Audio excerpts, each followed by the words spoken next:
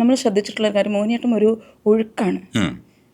ഭരതനാട്യം കഥയും നമുക്ക് കുറച്ചുകൂടെ അട്രാക്റ്റീവ് ആണ്. അതെ, ഭരതനാട്യത്തിന്റെ ഒരു രീതി എന്ന് പറഞ്ഞാൽ ചടുലത ഭയങ്കര, ഒരു അഗ്നി പോലെ കത്തിജ്വലിക്കുന്ന ഭരതനാട്യം, എനിക്ക് അങ്ങനെ തോന്നാറ്.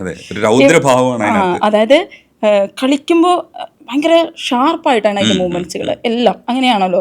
മോഹിനിയാട്ടത്തിന് ആ ഷാർപ്നെസ് അല്ല, അതിനൊരു ഒഴുക്കും അതിൻ്റെ ഒരു ലാളിത്യം.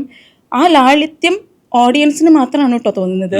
നമ്മുടെ ഡാൻസേഴ്സിന് ആ ലാളിത്യം നമ്മുടെ ബോഡിയിലേക്ക് കൊണ്ടുവരാൻ, കാരണം നമ്മുടെ ശരീരമാണല്ലോ നമ്മുടെ ഇൻസ്ട്രുമെന്റ്, ഈ ലാളിത്യം നമ്മുടെ ബോഡിയിലേക്ക് കൊണ്ടുവരുവാൻ വളരെയധികം എഫേർട്ടുണ്ട്. വഴങ്ങണം, ശരിക്കും വഴങ്ങണം. അപ്പോൾ ഇത് ഒരു മ്യൂസിക്കിലാണ് നമ്മൾ സമന്വയിപ്പിക്കാൻ ഉദ്ദേശിക്കുന്നതെങ്കിൽ അതിൻ്റെ ആ ഒരു സോള് നഷ്ടപ്പെടാതെ, അതായത് ഭരതനാട്യത്തിൻ്റെ ഈ ചടുലതയും മോഹിനിയാട്ടത്തിൻ്റെ ഇതും, അതായത് ഈ ലാസ്യവും സമന്വയിപ്പിച്ച് കാണികളിൽ എത്തിക്കുക എന്ന് പറയുന്നത് കുറച്ച് റിസ്ക് ഉള്ള പരിപാടിയാണ്. കാരണം വിജയിക്കാൻ വളരെ ബുദ്ധിമുട്ടാണത്.